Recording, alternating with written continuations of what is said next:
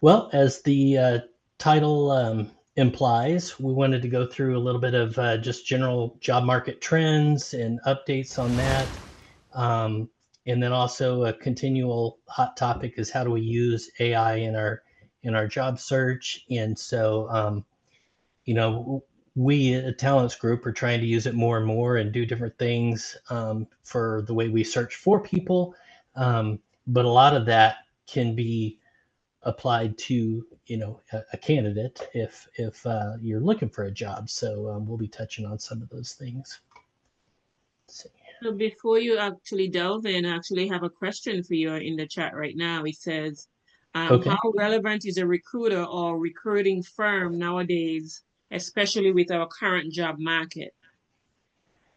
Yeah, we talk about that a lot. Well, we've been talking about that a lot as far as AI, because a lot of people will say that recruiting won't be needed. As that gets more sophisticated, and maybe it will. I remember, I've been doing this a long time.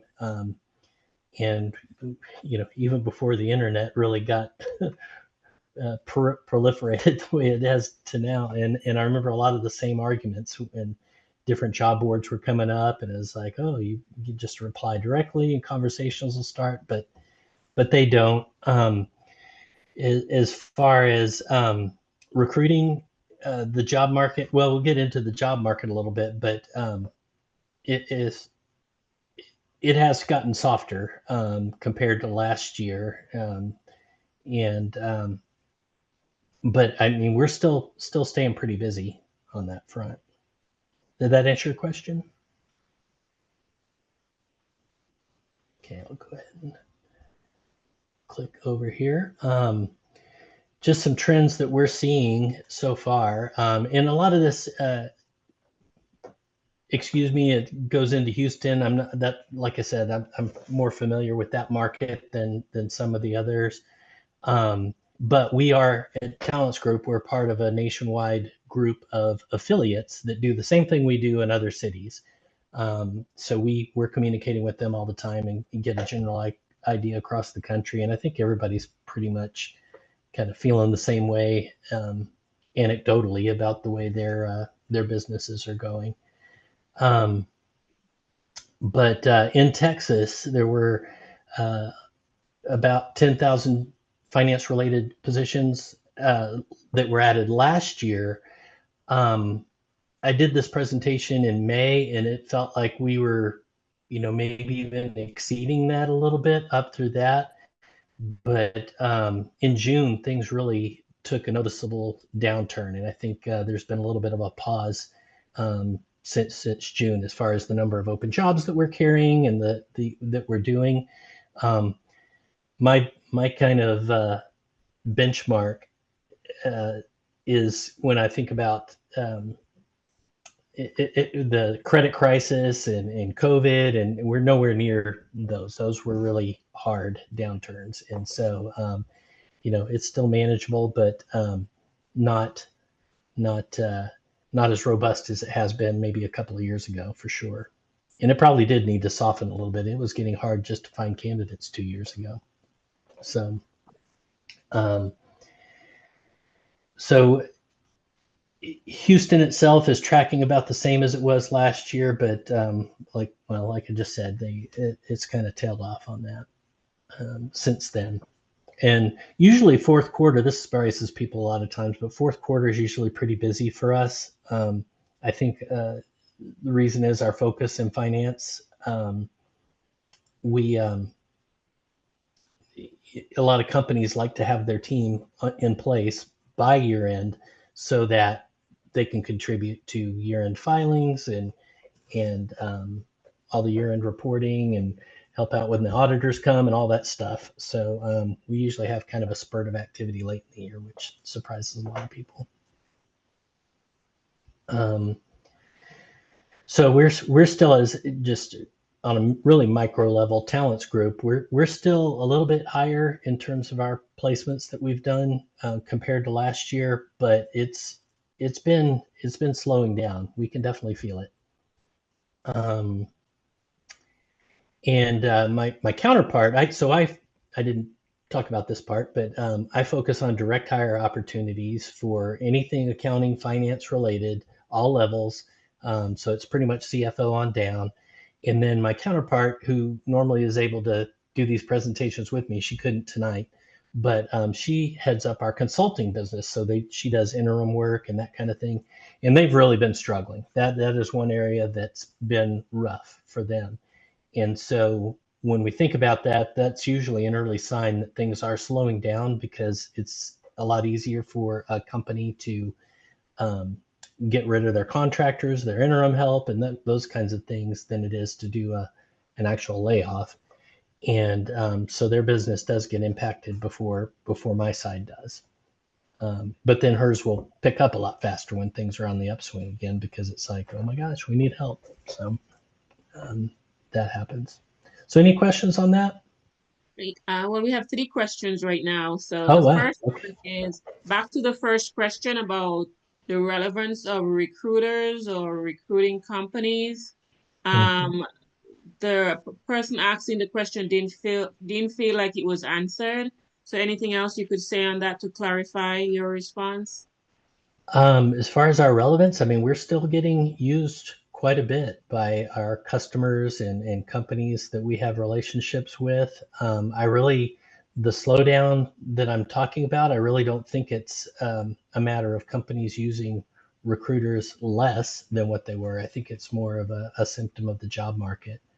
Um, so, I haven't seen anything as far as we've always had that to some extent. A company, and I actually encourage my customers, it's like, if you can find what you're looking for without having to pay our fee, then do it.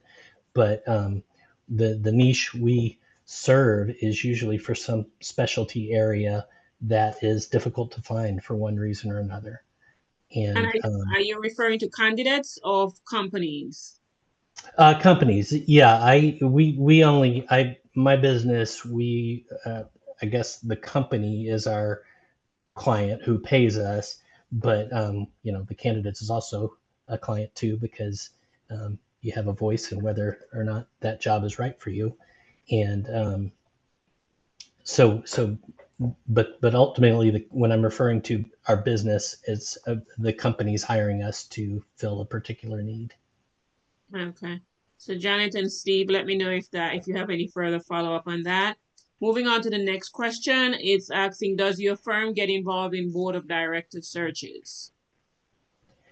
No, we've done less than a handful since I've been involved, since 2000, with this team since 2008, so or 2009. So we don't focus on that area.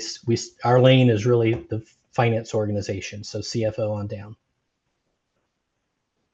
Okay, and then the last question I have to date is, outside of Houston and Texas, how are jobs tracking around the US, especially in the other larger hubs like New York? Yeah, yeah. We I think in Texas we're benefiting a lot from other states. Um, there are businesses in other states that are moving to Texas, Houston, Dallas, and I noticed that even Oklahoma has been a benefactor of some of that. Um, One example here is down at the bottom under M&A activity. Um, Chesapeake bought Southwestern Energy, and they had a very nice office here in Houston, and relocated all of those roles to Oklahoma. So that's one example. Um, and I saw that there have been a few others, but generally, I think the market's about the same. It has been busier. New York, Georgia, everybody's got kind of their unique industry segments, and it all seems to be going along um, okay, but everybody has some softness right now, and I think you're starting to see that show. We've been talking about it all year long, but it's really starting to show up in the unemployment numbers that the government releases. Okay. I feel like we're always on the bleeding edge of that. It's like we start feeling it, then all of a sudden, a few months later, it starts showing up in the Bureau of Labor Statistics numbers. And do you know if companies are doing more in-house recruiting? The larger ones do. It's different for them. They tend to get so they will have in-house recruiters, but they typically don't do the type of relationship recruiting that we do. So, like, I'm trying to think of an example.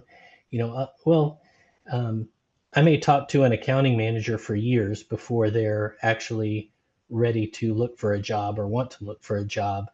And in-house recruiters just not going to do that. They're going to be, and even some of my competitors don't focus on that relationship side.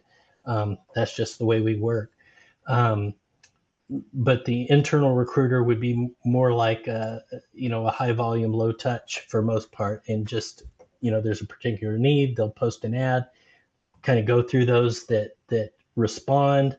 They may or may not even look at you, but that's kind of the role they play in that. Okay. And I have two more questions which I'll just combine. It says, please shed more light on why the slowdown. Any specifics would be helpful. And then a follow Um, to that would be any insights on the Arizona market. oh, Arizona, I wish I knew. Yeah, I don't know anything about Arizona other than I think that I couldn't even venture a guess. I would think that it's being impacted. I think that's a state that's pretty heavy on government contract work, and I would imagine that that's been hit a little bit, but that's just a guess on my part. Um, as far as reasons for slowdown in Texas, oil prices are kind of on the low side, and there's not a lot of drilling going on when prices aren't at a point where it makes sense for oil and gas companies to produce, and so that's probably the biggest driver. The other is this M&A activity, and as you have in finance and accounting is typically an overhead position in the SG&A bucket, and so when a merger happens, those can get impacted over time. And there have been some really big deals that have combinations that have happened that are impacting that. I keep seeing one thing that I've been curious about, and might be worth mentioning if any of you have ideas, but I keep seeing that manufacturing is kind of soft in our Bureau of Labor Statistics numbers, but we're not seeing that. At least the manufacturers that I work with are kind of blowing and going. They're hiring. They're actually doing, I think, a better performer among industry segments. So I'm not sure why that one hasn't shown up yet, but I think that it will.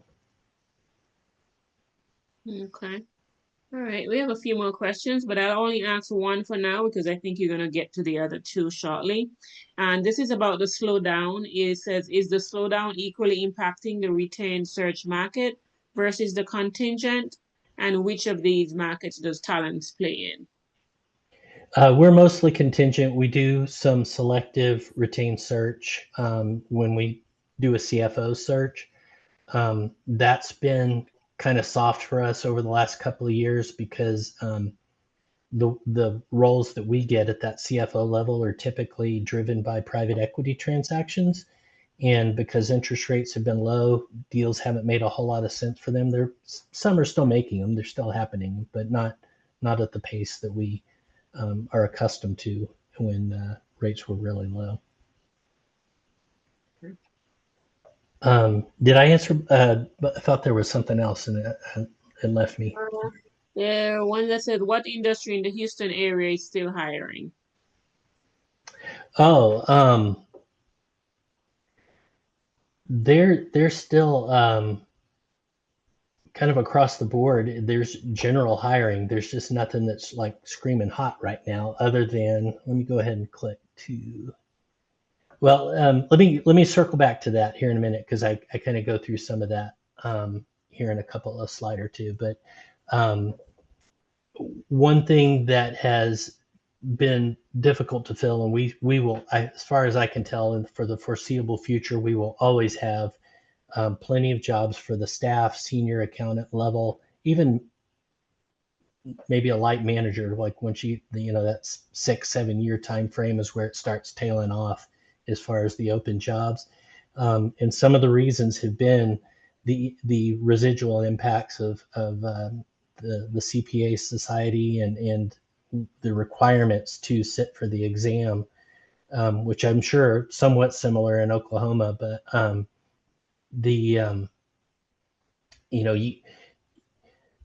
before you were needing 150 hours of college credit to even be able to sit for the exam. And so they've relaxed that to 120.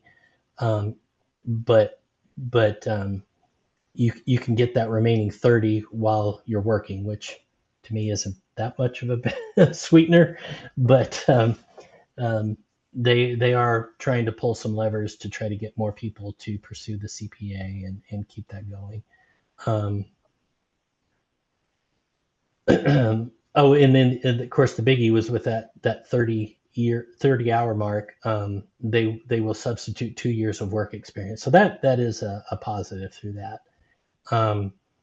And that also, that the shortage of accountants coming out of college because of that high bar to hit is also impacting salaries and driving salaries up. So last we've heard, and I think this may have gotten bumped up within the last month. I need to confirm that because the freshman auditors starting in the fall are just now getting their offer letters, and I think it actually is exceeding $80K in Houston for these are the big four firms. So.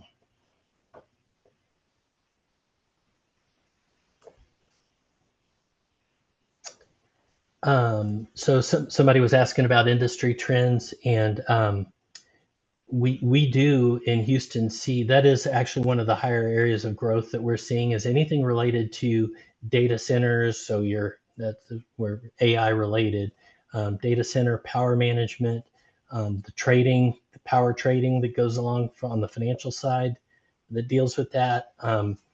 Seeing a lot of business. I've got actually 2 clients that do HVAC clean out and servicing, and they have got more backlog than they know what to do with.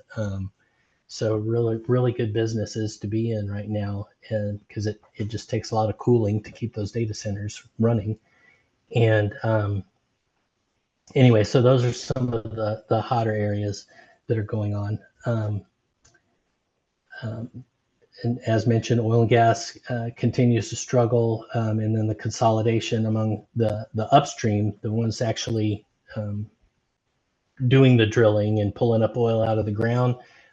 That's where there's been a lot of consolidation in the industry, and that's had a damping effect on the number of open jobs that there are.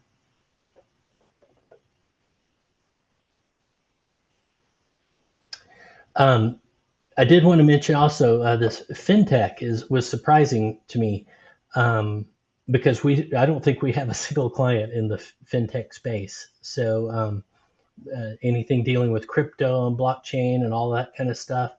I think it was the Houston presentation that I did. Somebody said that these companies, even though there's a lot of them, they really don't employ that many people, and so they're able to kind of outsource their accounting function, and maybe that's why we don't see that much of it. But that is a very fast, rapid growing area across Texas, from what I understand.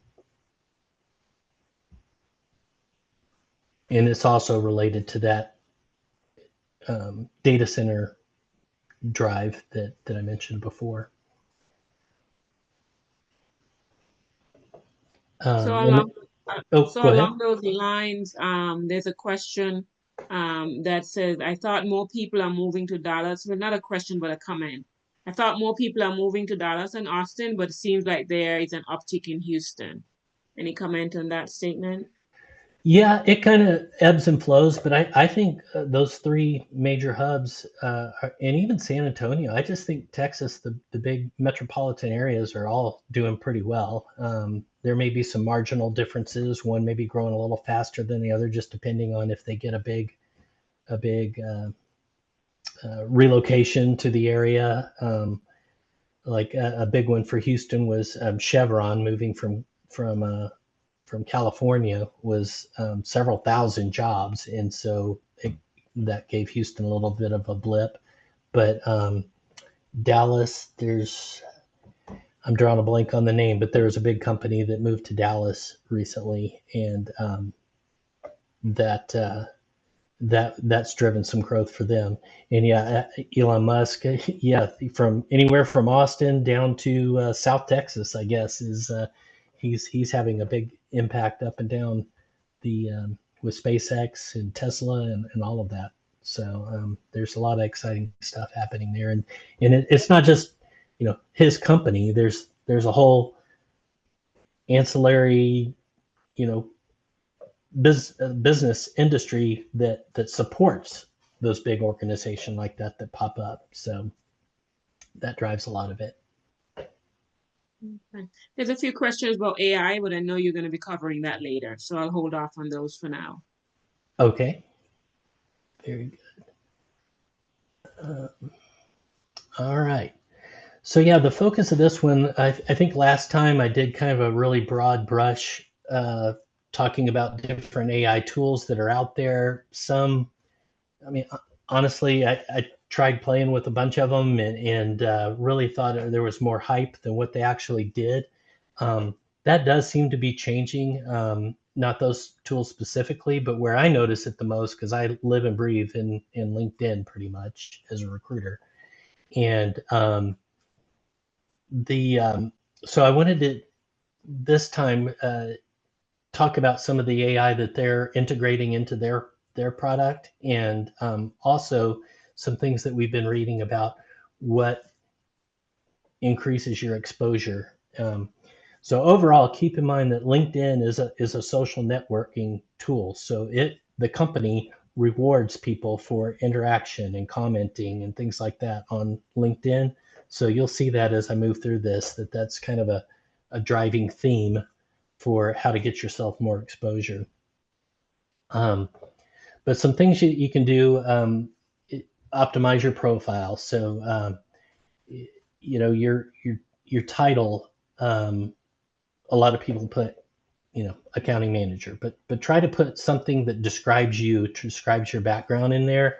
And their AI tools that operate in the background when a recruiter's doing a search or that kind of thing, looking for a particular skill set, it'll prioritize those headlines that are built in that you create in your profile.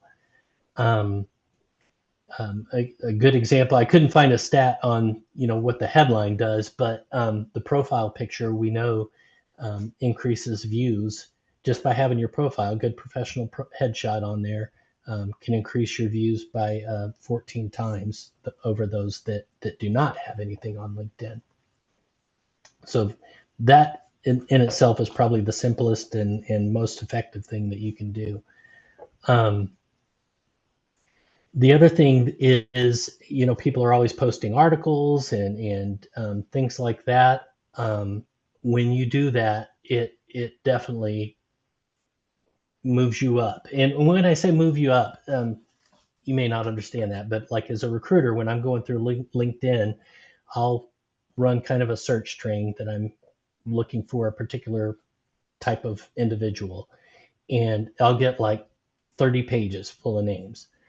And so, I try to hit them all, but usually after about page 10 or so, you kind of have enough to where you want to, okay, I'm going to reach out to these folks and then see how that goes. And then we'll adjust after that. And so all recruiters kind of work that way. So to get your profile pushed to the top a little bit more, it's important to kind of do these things and think about your messaging across LinkedIn. And so engaging in people's posts, it doesn't have to be anything big, just, nice article, whatever, thoughtful intel on that, just things like that. But by doing that, just having that comment on the post, and that's associated with your name, can increase your hit rate by 20%. And when you do that, what really helps is if, say, a John Smith is who posted the article, maybe said, "Hey, I'm getting promoted to this new job," so you say, "Congrats at John Smith." That putting at John Smith in there is very important, and LinkedIn recognizes that. It's like, hey, you're trying to connect with this person. I like that, so I'm going to boost your own um, hit rate if somebody's looking for somebody with your background. So hopefully that's kind of hard to. Looks like I froze up. Are y'all okay? Yes, still Oh, seeing the LinkedIn page. okay, good. Um, I have a question on the LinkedIn. sure. The question is, should we wear a coat and tie in our LinkedIn profile picture? Up to I personally think maybe a jacket and no tie is a little more. You do. That's a great question. You want to kind of hit that balance of being personable, but not, or maybe personable is not the right word, but not too stuffy, not too formal, but not too informal either. And so for me, for guys, I think jacket and no tie. That's the way I did mine. But I think that's probably the safest approach and best approach on that. Because it's not pure. I mean, it is a professional website, but it's definitely, for social, so professional networking. Um, how you might dress to go to a net, like a FENG networking gathering, would pretty much be the same thing, and is my thought on that. And Jeff, we're not be able to see you. I could see your slide, but not able to see you. Okay, yeah, on my end, I'm frozen with my mouth open, so I was Okay. hoping. So something happened there, but as long as you can still, I'll try to change the slide here, and hopefully that will work for you. Yep, Did it that works. change to LinkedIn continue? Okay, good. Um,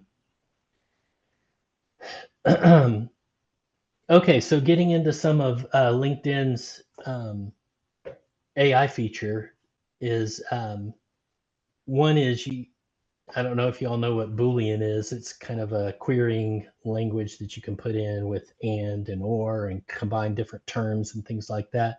And they've made that a lot easier.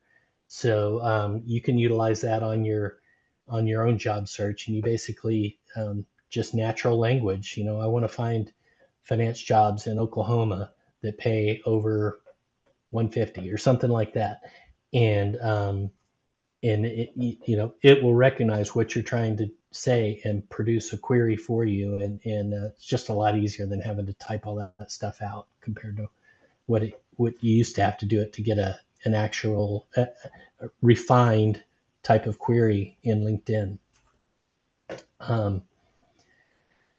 They are saying now that once a job is posted on LinkedIn, that 60% get filled within 48 hours of the posting. That is not my experience with those, and maybe because finance, again, I'm usually searching for a very specialized skill set. So not only a CFO or controller, but one in a specific industry, and maybe for a publicly traded company or a privately held company specifically. And so that's all dictated by who the hiring manager is, and so that's usually just naturally going to take longer, as you can imagine. Yeah, I think I would agree with that 60% fill within 48 hours, because sometimes the process draws out for so long. Yeah, See that's that. But one other question that I see here on the LinkedIn is, are there keywords to use on our LinkedIn page? And um, Willard, I don't know if you want to come off mute and ask your question more specifically. Is that in terms of searching for a job or in your profile? In the profile, I have heard others say that if you don't use certain keywords, the AI algorithm will discard you in their search. So was curious on Jeff's take on that. Yeah, absolutely. That is, I mean, ultimately it's computer is ones and zeros, and it's like, does it have this? Yes or no? Is what all this fluff boils down to. And absolutely, keywords are important to put on there. Now, the keywords that you want to really target are, think about the job that you want and try to think about the terminology that you use, when you're on that job.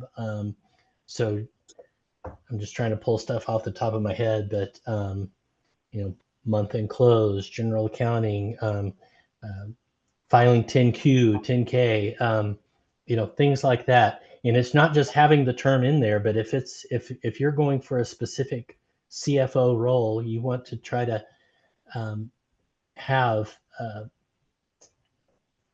finance strategy, strategic finance, things that CFOs do.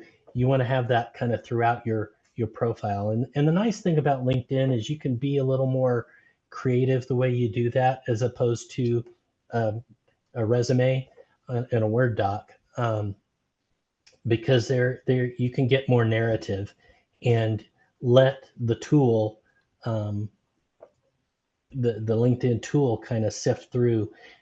With a Word, where I was going with that was with a Word resume, you have to kind of stay somewhat brief and succinct with that, because if you get too verbose with it, people aren't going to read the whole thing. But with LinkedIn, they're reacting off of, or it's reacting off a query that somebody put in there looking for somebody like yourself.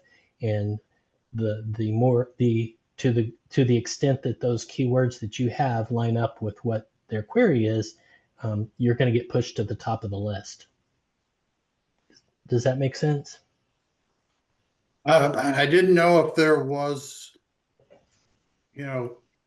a keyword listing that you recommend. Oh, like magic words? Nope. The work on everything? No, I don't think so. At least if there are, I have not discovered that. I think that when I think of keywords, I'm thinking about, matching a particular profile to a particular job, and in the keywords on that. But I don't think it's looking for like anything too specific. It's more how it prioritizes a profile within that. So other thing that you can do about, I didn't want to leave this dealing with other people's postings and things like that, because it's not as direct as applying for a job, but there is some real science to LinkedIn behind rewarding people that are more active on their website. Also, I skipped over the open to work feature. Definitely use that if you're looking. They have put in also I think a toggle or a button where it, and I don't know that I would really trust this if you're confidentially looking for a job, but say you work for IBM, nobody from IBM can see that you're open to work if you have that toggle on. To me, there's a lot of stuff that could still go wrong, but if you're trying that, so I would, if you are working and you don't want your employer to find out that you're working, looking for a job, then I would just stay away from that open to work feature myself, to be on the safe side. Hashtags, that kind of speaks a little bit to the keyword thing that you were asking about. But whenever you do a post or are responding, well, I don't see people really responding to a post with hashtag, but when you post something, it does increase your visibility. I really don't know why that works. We usually do like a hashtag finance jobs in Houston just to get something on there. I've also heard that if you have too many hashtag whatever, like hashtag finance jobs, hashtag accounting jobs, and you rattle off like 10 of them, it actually starts to degrade the visibility. So I don't really know how that works, but there's something to the whole hashtag thing. I would say, just to be on the safe side, if you post an article that you wrote, or even repost an article that you read, just no more than 2, and LinkedIn will reward you however it does.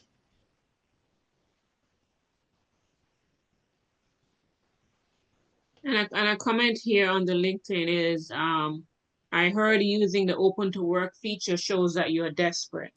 What are your thoughts on that? Yeah, I definitely could see that argument. As far as me and recruiting, I kind of like it. It's kind of like, I like calling people that are open to work. They're ready to, listen and move and motivated and those kinds of things. And if you're somebody that working, that I'm calling in for a position, there's a lot more selling that has to be done on my part, which isn't bad. That's what I do. But I I think that it's helpful. But I could definitely see that argument that it might come across as desperate. Um, I think also that over the course of my time that I've been recruiting, that the stigma of job movement is not as bad as what it used to be. I mean, you don't want to be changing jobs every year, but nobody does. But the fact is, job changes are just the reality of life, and we all have to go through that at one time or another. And I think most people recognize that. Um, I know when I'm talking to hiring managers, for example, a CFO or whatever, unless there's just a tremendous amount of job movement, they're really more focused on what does this person bring to the table, rather than, um, gosh, this guy changes jobs every 5 years. We just don't hear that anymore. Um,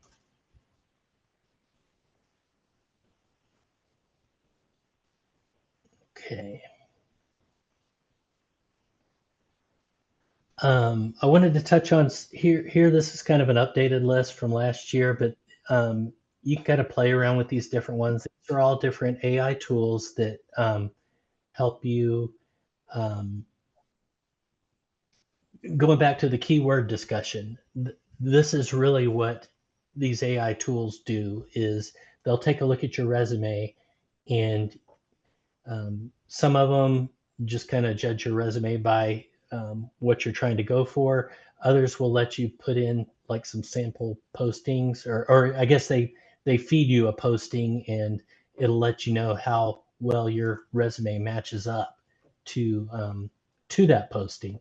So when I say match up to the posting, it's evaluating those keywords and how much does that line up, and it'll give you tips on how to increase certain keywords or put more of them in there to increase your chances of getting a hit, getting a callback, getting pushed to the top of the list for a particular posting that's out there.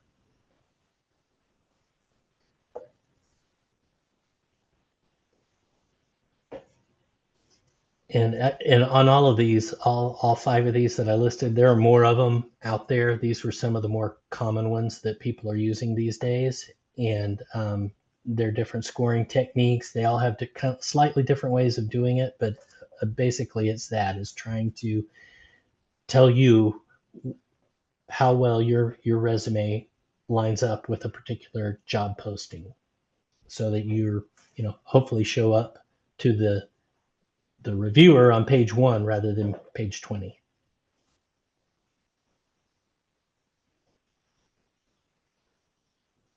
I'll leave it there for a minute in case y'all are snapping a picture or writing down. But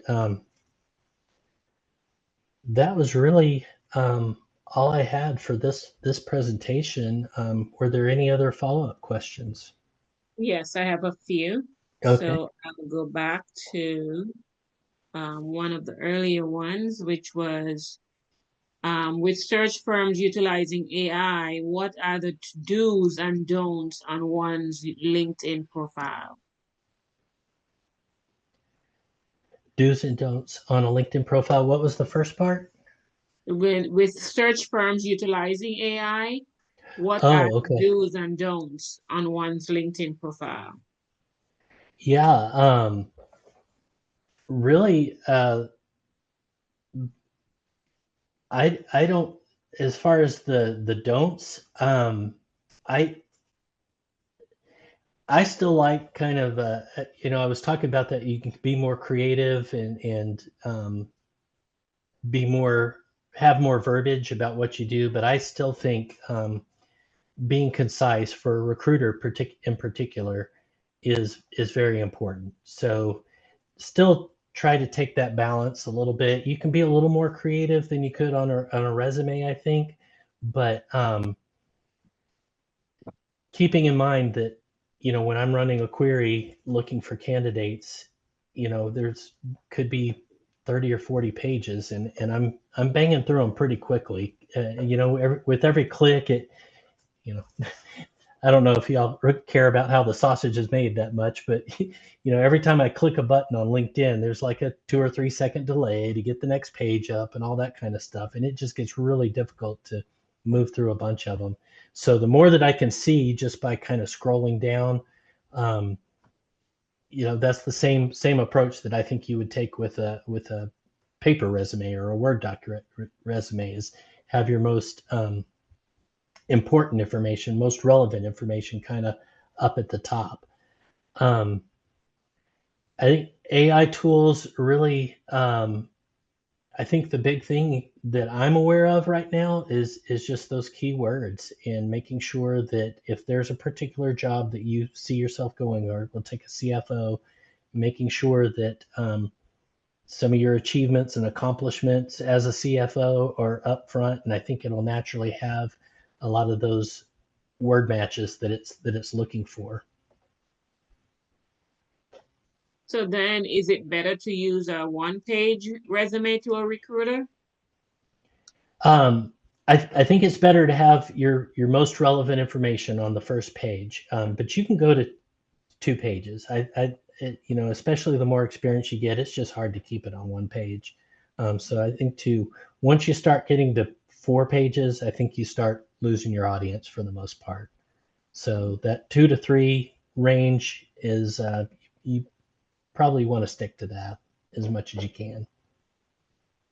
Okay, and then one comment on question is, it would be nice to see a demonstration from a recruiting side when you search for candidates to see what comes up.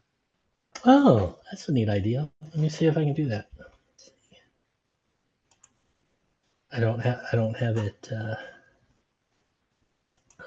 Hold on just a second.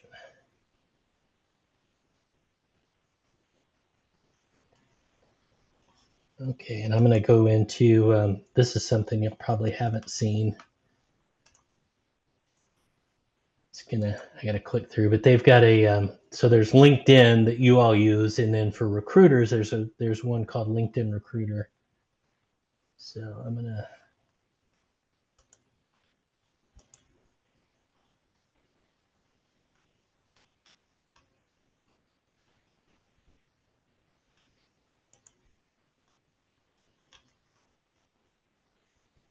Okay, stop sharing that.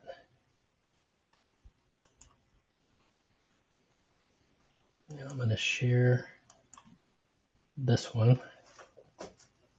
Okay, did it come up? Good evening, Jeff. Yes. Okay. So this I've never actually used there's actually some samples. I guess they're trying to educate us on how to. I normally just start typing right here, but the AI assisted search, but they actually have a sample of what you can put in. So I want to find some auditors in Baytown who are new to our network. So I'm just gonna, rather than typing it in, I'm just gonna click on that, hit send. It's creating a search out of that sentence, and then I start getting different profiles come up. And so what I typically do is I'll have, there's a whole other thing I can set up in Recruiter, where I set up a project for a specific job. So if I'm looking for an auditor, then I have my auditor project, and I can kind of scroll through here, and I usually open that up. It's just to give you an idea, it's kind of hard to, I mean, that wasn't bad, but it just takes extra time to click in and go through each one and then kind of read through and find out what you need. It's, you know, you can move a lot faster the more you could have up here. Just, it's like this is the heading, the title there. So this is what I was trying to say earlier, is like, instead of just giving your actual title, say like, I don't know what an engagement professional is, but you know, if she said she's a senior accountant specializing in, I don't know, the oil gas industry, for example, then that would be more eye-catching to me, the recruiter. I say, oh, that's somebody I can use. Or I guess this was an auditor search. So if it said, instead of full-time engagement, it said auditor in the oil and gas industry, could even put with, looks like she's probably got about 15 years experience or so, 13. So could have put that in there instead of just the title itself. So hopefully you kind of see what I'm saying there. And then you know, as a recruiter, you just kind of go through, and I end up saving them to the project, and the ones that look like they might be a fit. And then I can actually do from within Recruiter, I can do a mass email to everybody, and I can personalize it, but like each one will say, hey, Anthony, you know, I'm working on a search for this. Here's some highlights. Would you be interested in talking to about it? So I usually do something really short and sweet to everybody and try to get a conversation going. So this is really step one for me, which may address that other, whoever asked about AI and recruiter relevance. You know, I try to get off the AI side of it and get a real human conversation going as quickly as I can. So this is like step one, just to make a connection with somebody for me. So anyway, it's got some other tools that kind of helps you organize things. This interested in your company, or people that actually follow Talance Group have clicked that they want to follow our firm for you know, job postings and that kind of thing. Hopefully that makes sense. Let's see, while I've got Beth in here, just thought of one other thing that I could. No, she didn't. See, like on this, I mean, I know she's an auditor with PwC, so I have a pretty good idea what she did. Not to pick on Bethany here, but really, in here, this should have much more detail, like what types of clients she works on, who is, you know, is she auditing Fortune 500 companies, or you know, small privately held businesses. All of that stuff's going to be information to me that can make or break whether you know, I decide to reach out to her about it. So as you're going through these profiles, if a person, I'm going to ask, do you still recommend applying if you have one or two of the preferred requirements, or but you have years of experience? Do you still recommend applying? Based on that, yeah, I think I would. I mean, I there's no, it's more of a rule of thumb than a science to me, but if somebody's, as I'm going through this and it looks like they've got about 60 or 70% of what I'm looking for, I reach out to them. So I would think the reverse is true, that if you match 70% or so of a particular job posting, now if it says something's required and you just don't have that, then chances are you're not going to get a call back. You can always post for it, but it's probably not going to go very far. Usually when a company puts required, they typically mean it. CPA is one that comes up a lot, and I think most companies probably put you know, CPA preferred, but if it's required, they're probably going to stick with that. Okay. All right. One of the things that I've noticed recently is emails saying you could use people promoting you could use AI to do your application for you, or recruiters saying we'll do it all for you. You don't need to do anything. What are your thoughts on that? That seems like a turn off. Yeah, don't have any experience with that, but I would say do it yourself. If it were me, I'd be doing it Exactly. myself.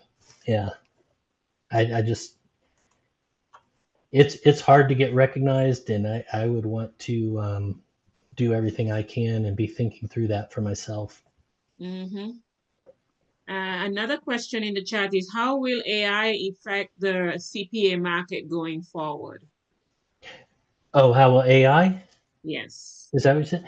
That is a topic that a lot of people are asking about, and I don't think anybody really knows yet, to be honest. It's still very early, and there's a lot of promise. I'm not sure how much real traction.